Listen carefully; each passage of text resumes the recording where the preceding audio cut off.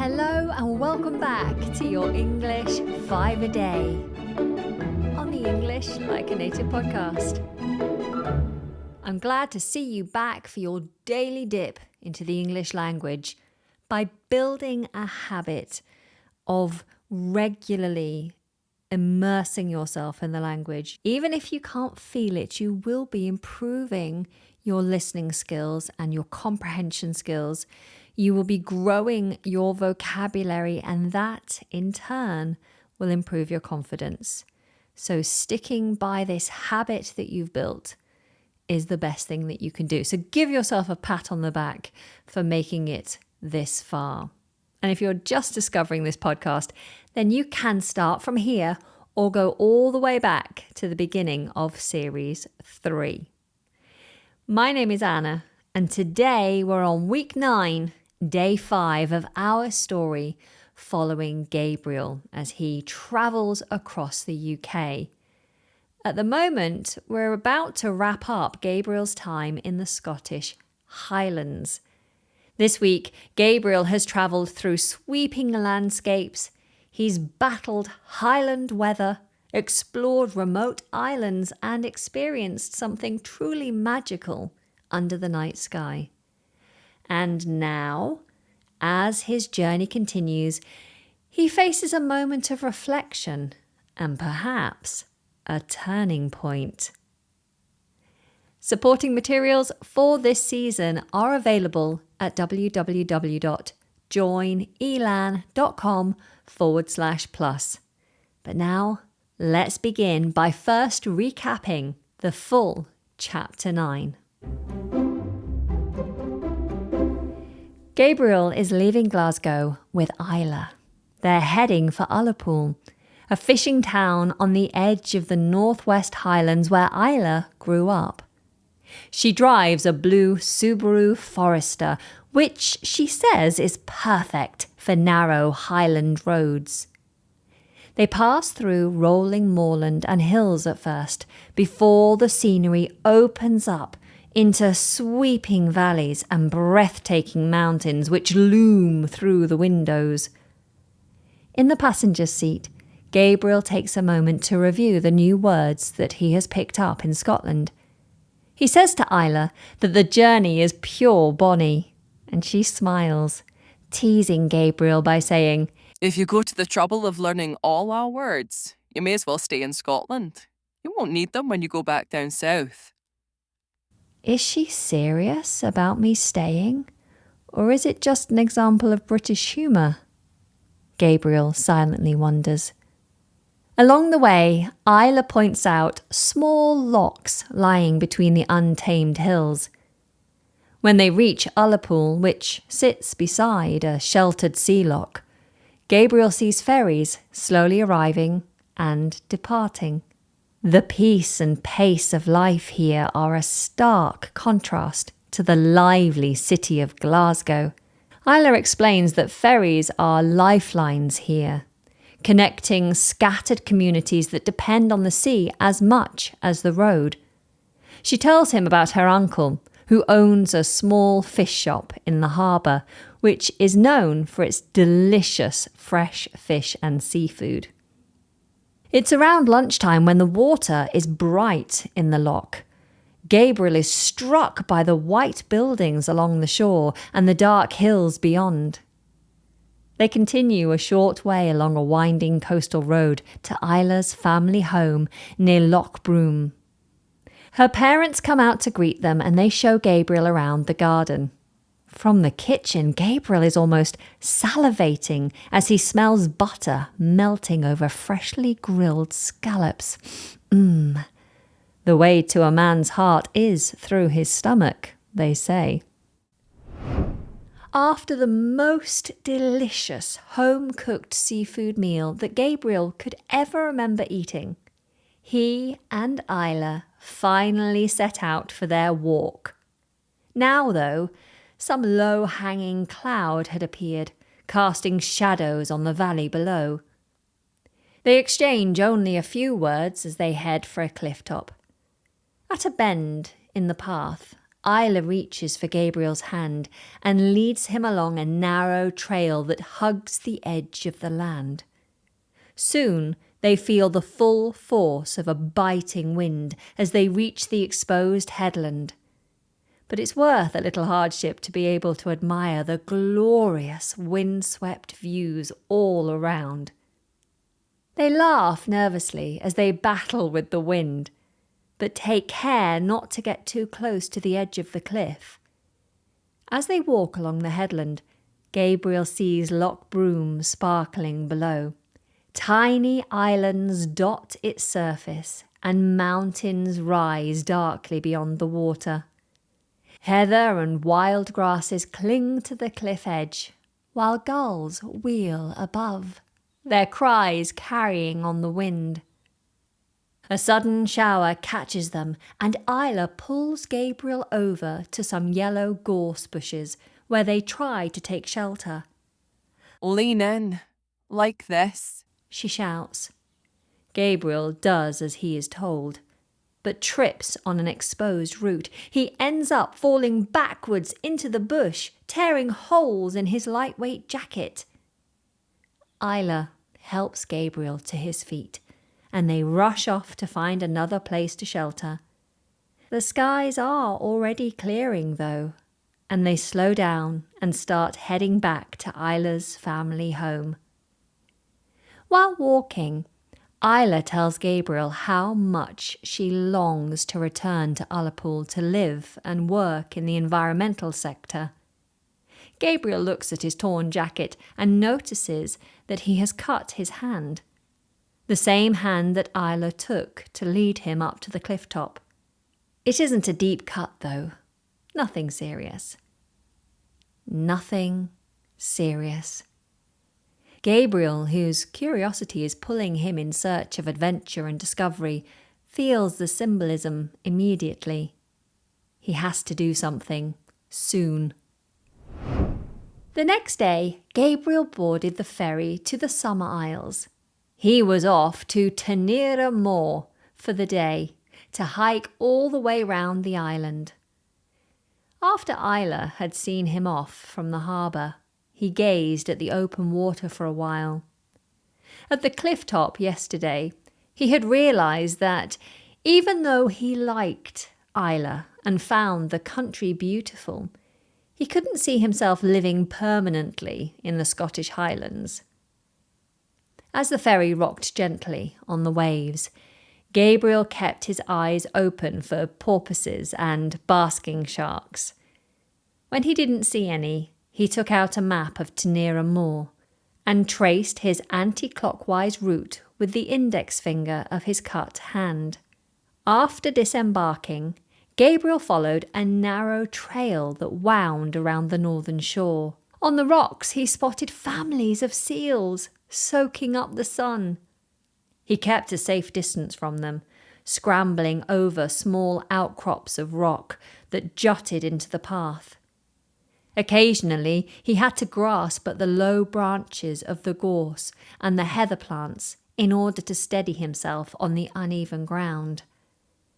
It was refreshing to have some time alone after all the socialising in Glasgow and staying with Isla's family.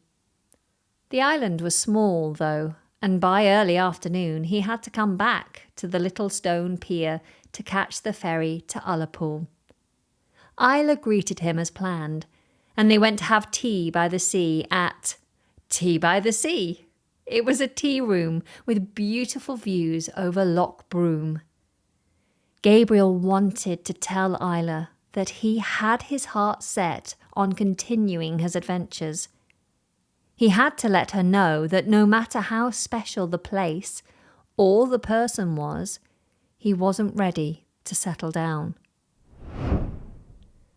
Gabriel and Isla were enjoying their tea on a gorgeous afternoon, overlooking the harbour. Gabriel talked about how seeing the open water shimmering in the sun made him itch to keep travelling and follow his instincts. He brought up an idea that he had about seeing the northern lights from Ben Nevis.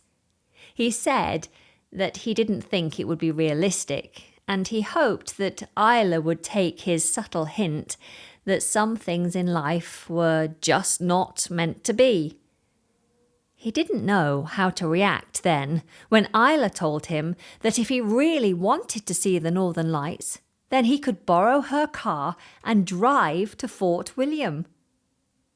Was this her way of wishing him well, or was she still trying to get close to him in a way that he couldn't understand? Either way, in the spirit of adventure, he set off the next morning. He drove for hours along winding Highland roads in order to get to a hostel that he had hurriedly booked the previous evening. There, he met a small group of hikers who were planning an evening walk to a vantage point in Ben Nevis. They greeted him, admiring his vehicle, and asked him to join them.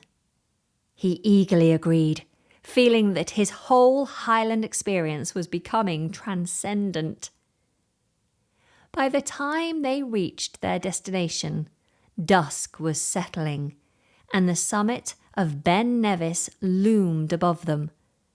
The sky was a little cloudy, but after a while, here and there, faint ribbons of green began to appear in a sort of slow, celestial dance.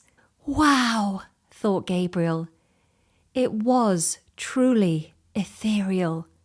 Even though the group got only partial glimpses of the lights, spectral and fleeting, this was an unforgettable experience. Late that night, back at his accommodation, Gabriel went to briefly organise and label his photos in the cloud. After tonight, this cloud should be brightly coloured, he thought with a laugh. He checked his emails quickly, and a notification caught his eye.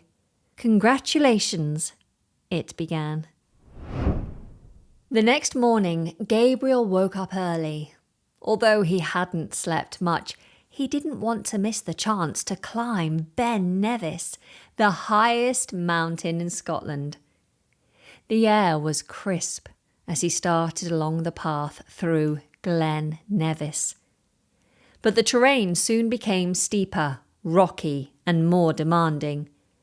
Gabriel paused occasionally, not only to catch his breath, but also to take in the spectacular panorama. He reflected on the congratulatory message he had received the night before. He'd entered his Edinburgh poem in a travel writing competition, and it had been accepted. It would be posted online as one of the finalists for people to vote for. Gabriel was thrilled because people would now be able to search his name and find his blog. If they liked his poem and his blog, it might lead to some new options and offers for him, either for travel or writing. Gabriel got moving again, and by early afternoon he'd reached the summit. He'd been lucky with the weather and enjoyed dramatic views of the mountains and valleys around him. It would be difficult for him to do justice to just how magnificent the feeling was when he came to write about it. Perhaps the pictures will have to speak for themselves, he thought. After lingering at the top, Gabriel began his descent along the same path. He had to be careful with the loose stones regularly shifting beneath his feet.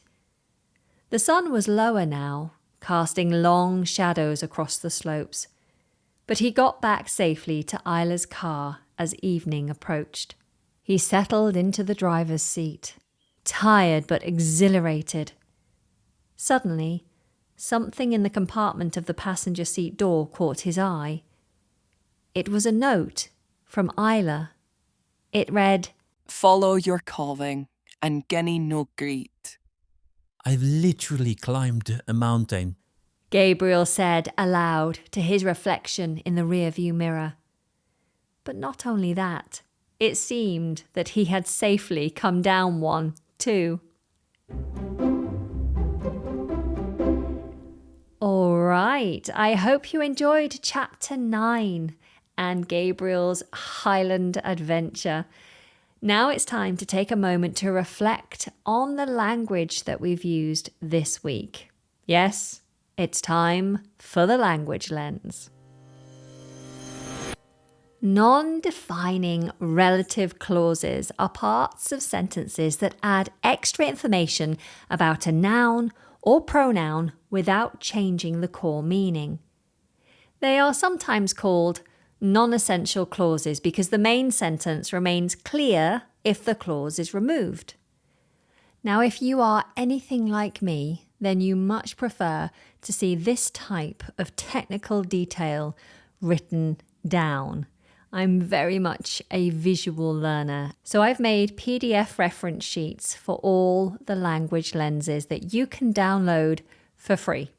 Just head over to www.joinelan.com/plus and you should see a pop-up offering you those language lens PDFs. So if that would be helpful to you, then remember to grab those at some point today. Non-defining relative clauses are often introduced by relative pronouns such as who, which, whose, where, or when, and are always set off by commas.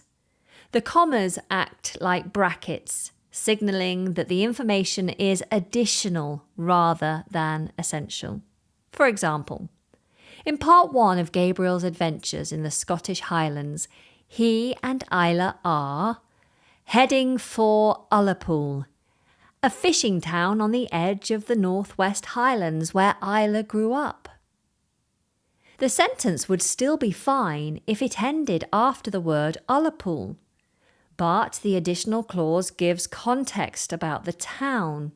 It is, however, non-essential. We learn that Isla drives a blue Subaru Forester, which she says is perfect for narrow Highland roads. The which clause here again provides extra information, this time about the car. It's common to join the two clauses together in this way rather than use a series of shorter stop and start sentences. We can also combine non-defining relative clauses, as in, she mentions her uncle, who owns a small fishing shop in the harbour, which is known for its delicious fresh fish and seafood. Here, we have additional information about the uncle and his fish shop. Two non-defining relative clauses in a single sentence. Now, the big question is, why use which instead of that? Listen to this sentence and I'll explain the difference. Isla reaches for Gabriel's hand and leads him along a narrow trail that hugs the edge of the land. Here, the word that defines the particular trail that they take. It's the narrow one. If the word which were used instead, then the fact that the trail hugs the edge of the land would simply be extra information. After Gabriel has cut his hand on the gorse bush, we can see how to use the possessive form of relative pronouns in a non-defining clause. Listen again. Gabriel, whose curiosity is pulling him in search of adventure and discovery, felt the symbolism immediately. The whose clause provides character insight. This time, two commas frame it as additional information because it comes in the middle of what could also be a complete sentence. You could simply say, Gabriel felt the symbolism immediately. We can also use when in a non-defining relative clause, as in, it's around lunchtime when the water is bright on the loch. This fits the pattern of providing extra information, this time about the water. Okay, now it's your turn. Listen again or read the story and write 3 or 4 sentences featuring non-essential information. Try to include at least one example of a non-defining relative clause featuring who, where, which, whose, and when. This task, which you can share in the comments, will help you to give more depth to your expressive skills. I look forward to reading your sentences, and I do hope you'll tune in again next week to find out what's next in Gabriel's adventure. Until then, take care and goodbye.